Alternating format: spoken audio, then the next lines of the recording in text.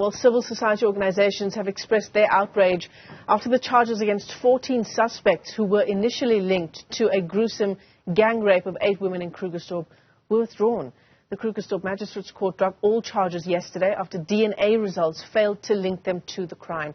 Let's unpack what this means for the rape victims in this case. We're joined now by attorney JP Venter, who is the head of criminal law at Ulrich Roux Associates. JP, thanks very much indeed for coming on. Gosh, what an incredibly devastating story. I suppose more so because back in August, the NPA announced that it had linked these 14 suspects to that gang rape. Good morning, Michelle, and good morning to your viewers. Yes, indeed, it is quite a turn of events. But if I can maybe just take this opportunity to also explain to you what I have, or how I understood the matter, what has happened today or to date, is that initially they did have a link. There was an ID parade held where some of these victims of this horrible incident did point these suspects.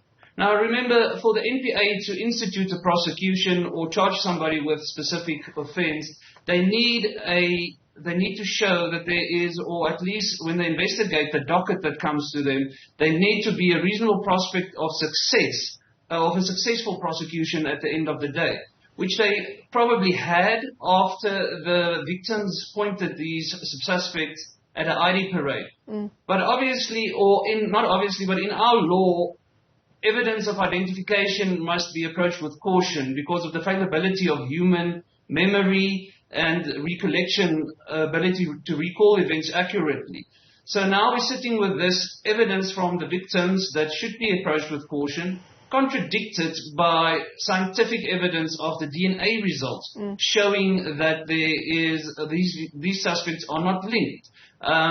Now, I must say we must commend the NPA for what they have done in this matter. We do not want innocent people to be prosecuted for crimes they did not commit. That's not fair towards the accused or the society or the victims at the end of the day, because the real perpetrators will still be out there. I understand there's outrage and it's a difficult pill to swallow at the end of the day, but the NPA had to make that call. They had to weigh up the evidence of these victims. And what they also did, we must also remember, is after this DNA evidence came back, they went back to these victims that attended the ID parade to make sure to interview them again. And that is when some of these victims say they were not sure anymore about their pointing out.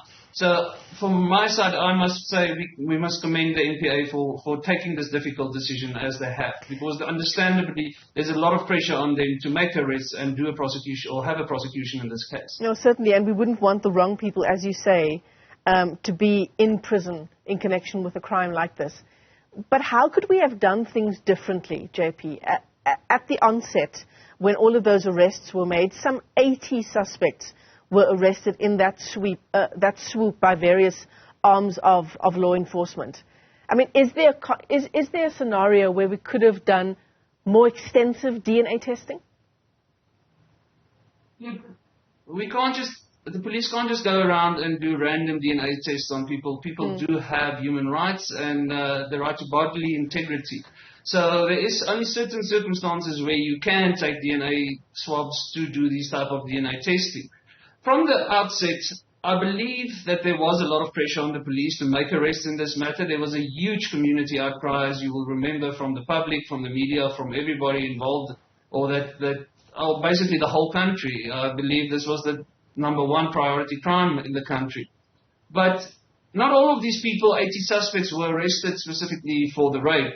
I believe a lot of them, and still there's 14 accused, are still for being illegally in the country. And that is valid grounds to arrest these people. It's only after they've been arrested on those offences that some of them were linked to the rapes itself, and now, unfortunately, those cases have to be withdrawn.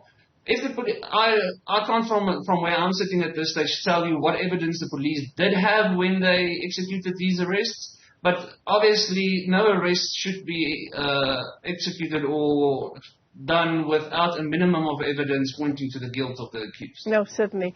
So what happens now? I mean, there are these 8 women who have had this horrific thing perpetrated against them, and now it seems that the case on the part of the NPA has completely fallen apart. Insofar as justice is concerned, What are the next steps? Well, I don't know how far the police's investigation is at this stage. Obviously, it's a matter of sensitivity, and they will keep their cards close to their chest. But for me, it seems like they will have to go back to the drawing board at this stage, look for the suspects. A difficulty that the state is going to have in this matter is that these women has already pointed out certain perpetrators, identified them. And now it comes back that they might have pointed the wrong people. So if there is ever somebody arrested for this specific offence, the state will have difficulty coming past or getting past the aspect of identification during the trial. Mm-hmm. That's why the DNA will play a very important role. So, like I said, I can't say how far the state is with the investigations, but they will have to investigate, use other means to get possible suspects, and when they do effect those arrests, they will have to also take DNA swabs and see if they can't link it to the DNA that has already been taken from the swabs from the victims. Mm. I mean, it was a case that made international headlines, JP, just over the gruesome way in which this attack was perpetrated on this group of women. A lot of the critics now, in light of the NPA's decision to drop the charges against these 14 suspects, the criticism is that, at the time, police, as you say, faced a lot of pressure, that there was a big media spotlight on what the police was going to do next to try and apprehend those responsible for this gang rape. What do we learn from a case like this insofar as, how police conducted the investigation that led to the arrest of these suspects and so on, in your experience? Yes. The one thing that the public must realize, the police initially, they have a little bit of information that they follow up, and they follow up till they get more evidence and more evidence and more evidence. Initially, especially in matters like this, where a lot of the possible suspects are foreigners and it's easy for them to flee. Or like we've heard that a lot of these people come from Lesotho as well, these suspects in this matter. It is quite urgent matter to arrest as well before these people can flee, and for the police then to take the investigation further from that. But what the public must remember is it's not necessarily that it's not necessarily that those people that are arrested initially are guilty of the offense. So I understand people initially, when somebody is arrested, they automatically want to burn them at the stake and say these are the perpetrators, otherwise the police would have not arrested them. But unfortunately, there is only so much that the police can do, and in circumstances like these where there is possibility of these witnesses or these suspects fleeing, arrest might come maybe a little bit premature and the evidence was not properly investigated, but I think the police go rather safe than sorry at the end of the day. Rather get these possible suspects before they flee and are not traceable anymore. JP Venter, let me thank you for your time this morning. Thanks for giving us some perspective. He's the head of criminal law at Ulrich Roux Associates.